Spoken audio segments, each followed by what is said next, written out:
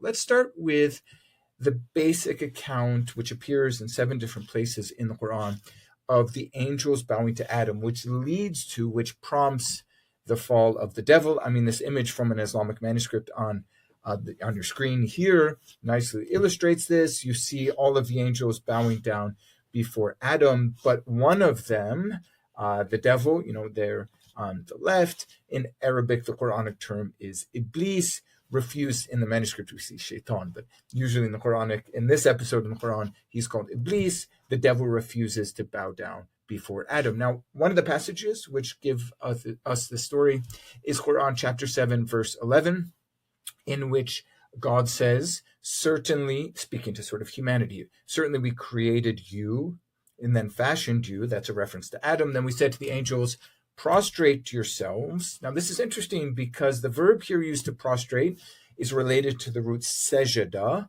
The word for mosque is a masjid, a place where you do sajada, this sort of bowing down or prostrating down, which we see exemplified by the angels here. And they all bowed down before Adam, except for one of them, Iblis, or the devil. This word comes from the Greek diabolos. Now, this is super interesting. It did cause trouble to Muslim interpreters who said, wait, sajda is the sort of thing you should only do to God himself. So why would God command the angels to do sajda or sajda, sujud, to Adam? And they have different explanations. They say, well, at that time, it was just a way of greeting. Or they would say, actually, Adam was placed as a sort of mihrab, indicating the direction of prayer for the angels. He was kind of in between them and God. So they're really bowing down to God. So this would be reflective of how mosques today have a prayer niche called a mihrab, which indicates the direction of Mecca. God then notices that, we're over here in verse 12, God notices that the devil has not bowed down before Adam, asks him why he didn't, and the devil then explains, I am better than him. You created me from fire, but you created him from clay. And then God then sends the devil out of his heavenly station. Get down from here. So this is a fall of the devil. It is not for you to be arrogant here. You are one, of the disgraced.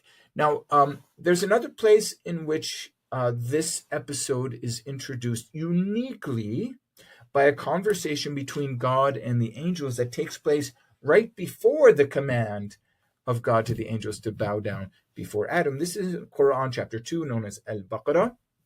Here we read, when your Lord said to the angels, I am placing a representative. The Arabic word is Khalifa. Fun fact, this is where the word caliph in English comes from, which is used for the Muslim leaders, the early Muslim leaders. Same word, Khalifa in Arabic. Here it's translated as representative.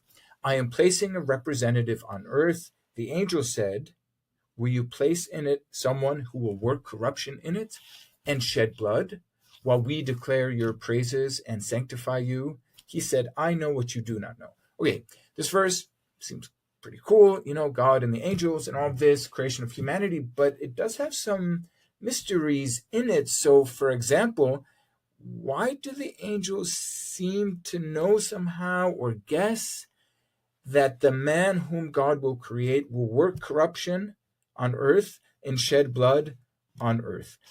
How would they know this? Now, God responds, I know what you do not know. What does he mean by that? Does he mean that humans actually will not work corruption or shed blood? There are different interpretations of this by Islamic tradition, but we're going to see that this story doesn't appear out of nowhere. There is a backstory in Jewish and Christian tradition to this angelic resistance. Now, just to note, the following verse sort of has God show off that Adam is not only okay, but he seems to be better than the angels. And the way God describes this is that he first teaches Adam the names of things, and then he asks the angels, do you know the names of things? And of course, we're going to see in a moment that they do not. Okay, now there's more to say about this. In fact, we have this anecdote from a text known as Genesis Rabbah, which is a Jewish midrash in interpretation or commentary on the book of Genesis, the first book in the Bible, which the angels are curious and about this human. They say, what will be his nature? And God, as we find in Quran chapter 2, has the man exceed the angels precisely in his knowledge of things. Of what things? The names of things, the names of animals. And so this commentary here has Adam name these different animals that are paraded before him. This is an ox, this is a camel, this is a donkey, etc., etc. Now, a really key text for understanding why the Quran speaks about the fall of the devil is now a Christian text. It's Cave of Treasures, originally written in Syriac. In Syriac, it's Madat Gazeh. It's connected to a sort of a Christian telling of the Old Testament history leading up to Christ.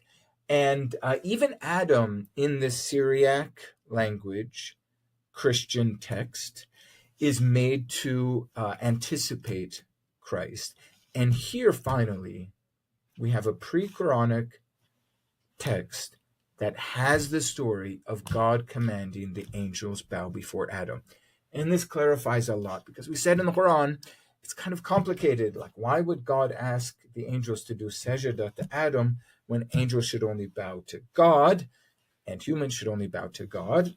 We notice Muslims have some explanations, but it's clarified or explained even better now that we have this Christian text, because we see that Adam represents Christ. Adam is in the perfect image of God before his sin.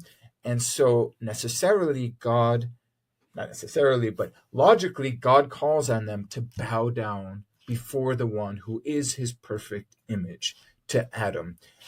But we also see that one of these angels, the leader of the lesser order, saw the greatness given to Adam and became jealous of him. This is the theme, is sort of everywhere in the Quran in regard to this story. The devil seeks to be great, istakbar, sought to be large, literally great, but God made him small. And so that's anticipated by this Christian text. Now, obviously, the Quran does not go for the Adam-Christ typology, which is central to this Christian text, but it does follow sort of the details of the story. By the way, this Christian story in part is informed by some things we find in the New Testament, Philippians chapter 2, which speaks about everyone bending the knee. If you look here at verse 10, before Jesus, including the angels, it's implied because it says in heaven and on earth. And also look at Hebrews from the New Testament, chapter 1. Look, the Cave of Treasures, a Christian text, not only has God command the angels to bow down before Adam, and the devil refused, but it gives the same explanation for the devil's refusal. So the devil in the Cave of Treasure says, do not worship him and do not praise him. He is made of dirt, but I am made of fire. Exactly what we find in the Quran. Now, just to clarify, if you're not familiar, maybe with lots of Christian literature and things, this is a Christian book, probably from the 6th century, maybe from the early 7th century. It's not in the Bible. It's not in the New Testament. It's not in the Old Testament. This is a Christian story which basically was provoked by Christians reflecting on things in the Bible, like Philippians 2 and Hebrews 1. It was a very popular tale. We know that from the abundance of manuscript evidence. It was written originally in Syriac, so not the Greek of the New Testament or the Arabic of the Quran, but in Syriac. It was translated into Arabic later, but that's not important for us. Okay.